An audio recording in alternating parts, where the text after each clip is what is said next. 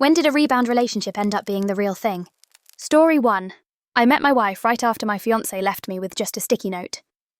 My ex-fiance moved out while I was at work, took the dog, and left a sticky note that only said, "Sorry." I spent the next month in the same hoodie, eating boxed macaroni and scrolling her socials like a ghost. My roommate and his girlfriend finally barged in with pizza and threatened to change the Wi-Fi password if I did not shower and make a dating profile. I caved just to keep internet access. A few nights later, I met a woman at a downtown cafe. She told me right away she had downloaded the app out of curiosity rather than hope, but she noticed I looked like a man living on instant noodles. Small talk died fast, and I admitted I was 4 weeks out of a 5-year engagement and barely holding it together. Instead of bailing, she said her husband had filed for divorce at Thanksgiving, and she was still tripping over the empty side of the closet. We dropped the date mask and compared war stories about joint accounts and who got stuck with the streaming passwords. When the barista stacked chairs around us, we traded numbers as a support line. That turned into Tuesday taco runs we called Group Therapy Population 2. Winter became spring. Court dates, apartment hunting, and weird holiday invitations filled the text between us. Finding someone who gets the exact weird post-breakup limbo you're in, that's really comforting. This is a really cute and stable start to me. They've jumped right ahead to the deep talks and baggage sharing. Then jealousy sneaked in. She mentioned drinks with a coworker, and I felt a twist in my stomach I could not hide.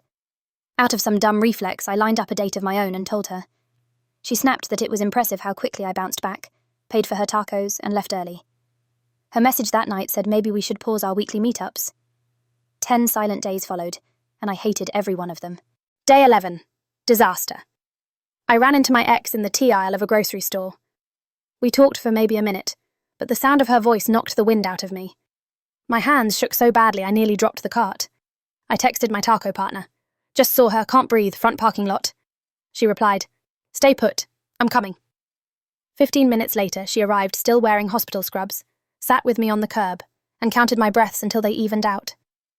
Between breaths, she mentioned her divorce had finalized that morning, and she was dreading the empty apartment.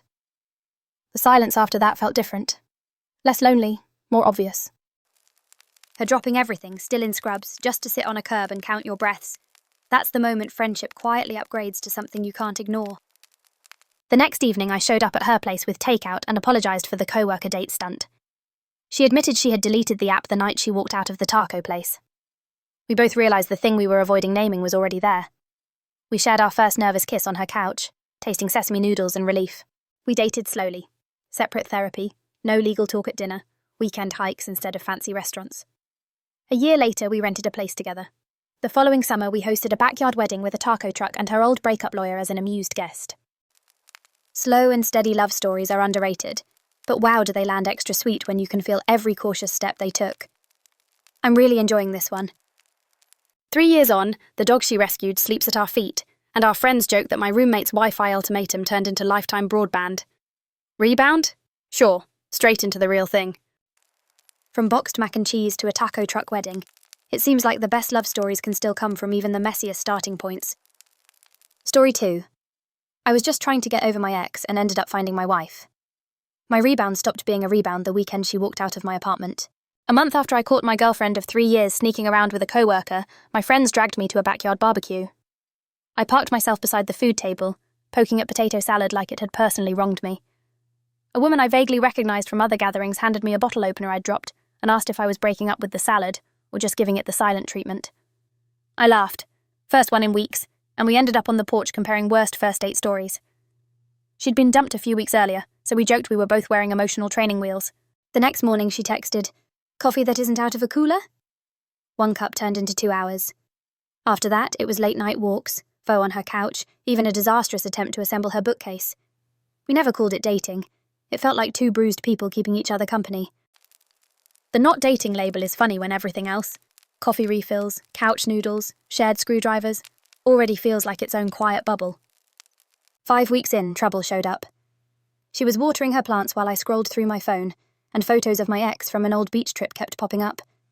She went quiet, left early, and texted later that she needed the weekend to think. My stomach dropped. I almost called my ex out of habit, caught myself, and instead spent Saturday night deleting every photo and message from that relationship. It felt weirdly final. Monday morning I messaged her. "Can we talk? Same coffee place?" She looked tired. Before I could start, she said she liked me but wouldn't be somebody's painkiller. I told her about the photo purge and admitted the apartment felt off without her. Then I said the only thing that seemed honest. If something's bugging us, promise we'll just say it instead of disappearing. She nodded. No handshake, no screenplay moment, just two exhausted people agreeing not to ghost each other. That promise got tested fast. At another cookout, a mutual friend yelled, "Man, you bounced back quick!" I felt her stiffen, squeezed her hand under the table, and we left early for milkshakes. In the car, she muttered that the comment stung. I said it stung me too. Not exactly cinematic, but it worked. That hand squeeze under the table. Sometimes the smallest gestures say everything you can't. 6 months later, my ex texted wanting to catch up. I met her for coffee out of curiosity. She apologised, hinted at giving us another try, and while she talked, all I could think about was how I missed laughing over burnt flavour coffee with the woman who actually listened to me. I told my ex I was seeing someone and wished her well. I drove straight to my girlfriend's apartment with takeout. Before I'd set the bags down, I blurted, "I'm all in, if you are." She just said, "Took you long enough?" and kissed me, soy sauce packet still in her hand. Fast forward 4 years. We share an apartment, a dog that only chews my shoes, and a full wedding date. The same scuffed bottle opener from that barbecue hangs on our key rack. She likes to say it's getting a better seat at the ceremony than some cousins. Honestly, it earned it. Without that opener, I'd still be glaring at potato salad instead of planning a marriage. A bottle opener getting wedding seats, honestly, it deserves the honour after starting all this. Story 3. My rebound was supposed to be easy, now she's my fiance. I thought rebounds were harmless until one turned into my fiance. After a rough breakup, my ex was showing off an engagement ring 6 months later, I decided to avoid anything serious for a while. Friends joked that dating me was the last stop before the altar, and I played along because pretending it was funny hurt less than admitting I felt replaceable. A friend invited me to his weekly board game night to get me out of the house. That is where I met her. She had just ended a 5-year relationship and said she only wanted something light while she remembered how to date. I figured 2 shell-shocked people hanging out was perfect, so we traded numbers. Date 1 was a Tuesday lunch at a taco stand. Low stakes, 20 minutes, then back to work. Except we kept finding reasons to order one more taco until the lunch crowd thinned and my phone reminded me I was late for a meeting. 20 minutes turned into hours. That's how you know you're already in trouble. Date 2 was a movie marathon at her place. The stream kept buffering, so we talked more than we watched. Somewhere between complaining about reboots and ranking our favourite villains, I noticed my guard dropping, but I told myself it was just easy conversation. About 6 weeks in, we took a short hike outside town. Driving back, we came upon a 2-car fender bender, with no one else stopping. We pulled over, called it in, and ended up waiting almost 3 hours while the police sorted statements. She calmed down a shaken teenager. I hunted down blankets from my trunk. When it was over, we were both wired and starving, so we hit a 24-hour diner. She fell asleep against my shoulder while we waited for pancakes, and that tiny weight on my arm felt weirdly important. That little moment just shifted everything, didn't it? We still kept the casual label, even while juggling weekends together and introducing each other to friends. Real life poked holes in the bubble. Her job sometimes kept her late. My brother's wedding swallowed a month of weekends. But it started feeling less like scheduling around flings, and more like negotiating actual couple time. The turning point came 2 months after the hike. Over coffee, she mentioned a coworker had asked her to a concert, and added, almost apologetically, that technically she was free to say yes. I nodded, then immediately pictured her laughing next to someone else and felt my stomach knot. I told her the good luck charm joke had stopped being funny, and that the idea of being a warm-up act again made me queasy, especially with her. If she wanted to see other people, I would step back, but I needed her to know I was in, for real. She went quiet long enough that the espresso machine behind us finished an entire cycle. Then she admitted she had been tempted to accept because she assumed I still wanted casual. Hearing I was all in settled it for her. She turned the ticket offer down on the spot. We agreed to delete the apps and call it what it already felt like. Deleting those apps together feels like the modern version of going official. The next year was not a montage of sunsets. We argued about holiday travel, merged friend groups awkwardly, and learned we disagree on the proper way to load a dishwasher. But every time something hard came up, neither of us looked for an exit. We just worked it out. Last spring, almost 2 years to the day after that first lunch, I slid a ring across the metal counter of the same taco stand where we had overstayed lunch. She laughed, called me predictable, and said yes anyway. So that rebound, it never bounced anywhere. It just landed and stayed. From being the last stop before the altar to actually finding the altar together, sometimes the rebound is exactly where you're supposed to land. Story 4. I used him to get over my ex. Now we're getting engaged. I learned the difference between a rebound and the real thing the summer after high school.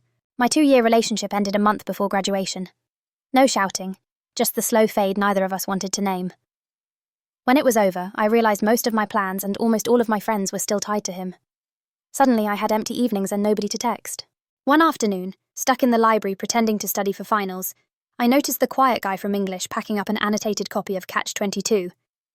I remembered liking his essay and, mostly to prove I could start something on my own, I asked if he wanted coffee when we finished the exam. He looked startled but said yes. That first cup turned into 3, then a walk around the block because the shop closed. He was reserved but sharp, and he listened like what I said might actually matter. By the time we both left for college, we were seeing each other, though I kept telling myself it was temporary. He was new, different, safe. Temporary is doing some Olympic-level heavy lifting when you're already on Cup 3 and strolling under streetlights. 3 weeks into freshman year, the ex called. He was visiting campus and wanted to talk. Curiosity won, so I met him outside the student centre. He apologised, said the breakup was a mistake, asked if we could try again. For a minute, the familiar pull was there. I told him I needed to think, then spent the rest of the night spiralling. The next day, I confessed everything to the quiet guy. He did not crack a joke or hand me a cupcake. He went silent, asked if I still had feelings, and said he would step back if I did. The possibility of losing him hit harder than I expected. That was the moment I knew this wasn't a rebound. I actually cared what happened. When the thought of losing the safe option suddenly feels unsafe, that's the alarm bell you can't snooze. We stayed together, but distance made it work. Sophomore year, he studied abroad and the time difference wrecked us. One video call lagged so badly we argued just out of frustration, ended the call, and did not speak for a week. He finally sent a 3-page email admitting he was lonely and terrified that the screen delay was turning us into strangers. I wrote back that I felt the same. We scheduled one standing call every Sunday, connection or no connection, and stuck to it. After that, the fights had edges, not endings. Graduation, first jobs, first terrible apartment. We kept choosing each other. Last spring, 8 years after that library coffee, he handed me a ring while we were filing through airport security for a weekend trip. No grand speech, just a quiet question. Still not temporary? I said no, not for a long time now. Proposing in the security line. Nothing like declaring your most precious item right before the metal detector. So, when did the rebound become real? The night I realised the idea of losing him scared me more than the idea of getting my old life back. Everything since has just been proof. Turns out the simplest test is asking whose absence you can't stomach. Once that answer locks in, the label writes itself. Permanent. Story 5. My rebound prom date is now my husband of 15 years. Senior year, 3 weeks before prom, my boyfriend ended things with one line. He needed room to think. 2 hours later, I saw him at a cafeteria table with the cheer captain, his hand already on hers. The sting was bad enough, but hearing him tell a friend I'd been borderline obsessive made my face burn more than the breakup did. I ducked into the quieter annex and found the guy who always sat there reading during lunch. Same English class, never more than a wave between us. I asked if I could share the bench. We talked for maybe 10 minutes about absolutely nothing important, mostly the book he had opened. But he was kind, and more importantly, he didn't look at me like I was pitiful. That night, still rattled, I sent him a message. I know this is sudden, but would you maybe go to prom with me? Totally platonic. I just don't want to go alone. He took a couple hours to answer, long enough that I almost regretted asking, then wrote back that he'd be honoured and promised not to make it weird. Planning rides and outfits turned into swapping playlists and sarcastic commentary about our teachers. He never flooded me with compliments. He just remembered things, like the fact that I hated grape soda, or that my little brother had a spelling bee final coming up. Being listened to felt new. The small stuff he remembers hits different than any compliment ever could. Prom night, he showed up in a slightly baggy rental tux, no other mishaps. Inside the gym, my ex eventually wandered over. He lowered his voice so only the 3 of us could hear and said, "You really scraped the barrel, didn't you?" Then he added a cheap shot about a personal insecurity I'd once confided, something he knew would hit. I froze. Oof, that was designed to hurt. My date didn't. While guiding me away, he caught the edge of the refreshment table, knocking a half-filled cup of lemonade across his own jacket and shoes. He laughed first, a short surprised bark that loosened the knot in my chest. The spill drew enough attention that the ex backed off, clearly not wanting the scene. Crisis diffused, mostly by accident, but it worked. I realised I was laughing too, really laughing, while the guy who'd broken my heart slunk away looking bored. This guy just accidentally became her hero and I'm here for it. We left early, grabbed drive-through ice cream, and talked in my driveway until my porch light blinked twice, my family's gentle curfew signal. Before he left, I admitted the invite had started as pure rebound strategy. He said he'd guessed but didn't mind. He liked spending time with me and was willing to see where it went. Where it went was a summer of movie matinees, a long-distance freshman year with Sunday video calls, and a lot of learning how not to repeat old mistakes. We argued plenty, usually about dumb stuff like whose turn it was to visit, but the arguments actually got worked out, something I'd never managed with my ex. Fighting about whose turn it is to visit and actually solving it. That's the real relationship test. Fast forward, we just marked 15 years of marriage. The tux is long gone, though the lemonade stain lived on in photos my kids now find hilarious. I asked him once why he took so long to answer that first message. He said he spent those 2 hours pacing his room, trying to decide if a rebound invite could ever be worth the risk. Turns out it was the best risk either of us ever took. 15 years from a desperate prom invite? I think the best things start with just being honest about what you need. Story 6. I married the coworker I had a one-night stand with. A rebound turned permanent on the very first weekend after my cross-country move. 1 week earlier, my girlfriend of 5 years had announced she was staying behind to find herself. I still took the promotion, stuffed my Civic at sunrise, and drove 500 miles with a single suitcase and a box of mismatched t-shirts. That first Friday, the 2 people in my new office who knew my name insisted on a dive bar run. While I stared into a watery beer, the analyst from accounting sat beside me and, without introduction, roasted our manager's spinning word art slides. We laughed, compared worse PowerPoint transitions, and when last call hit, she said her place was walking distance if I wanted to wait out the rideshare surge. I knew exactly what that meant and followed because loneliness is louder than good judgment. Monday was brutal. She kept her eyes on the conference screen. I memorized the carpet pattern. By the copier, she muttered that one rumour is all HR needs and we should act like nothing happened. For the next month, we scheduled our lives around not bumping into each other. I took lunch at 11:30. She took noon. I used the second floor bathroom. She claimed the third. It was ridiculous and somehow made things 10 times more tense. That level of choreographed avoidance turns every hallway into a tightrope, and you can feel the wobble just reading it. Then the boss stuck us together for the quarterly budget rebuild, just the 2 of us in a windowless room that smelled like dry erase markers. We stayed painfully polite. Conversation was cell references only. Check row 42, sum through G. Long days, silent elevator rides. On week 3, I broke a formula and the entire workbook coughed up nonsense. My stomach dropped. Instead of blaming her, I owned it, walked to her desk and said I had messed up and could use help. She exhaled, spun her chair, and we fixed it over cold vending machine coffee. That tiny moment, me admitting I was the problem, her not rubbing it in, shifted something. Funny how a simple my bad can melt more ice than a month of silence.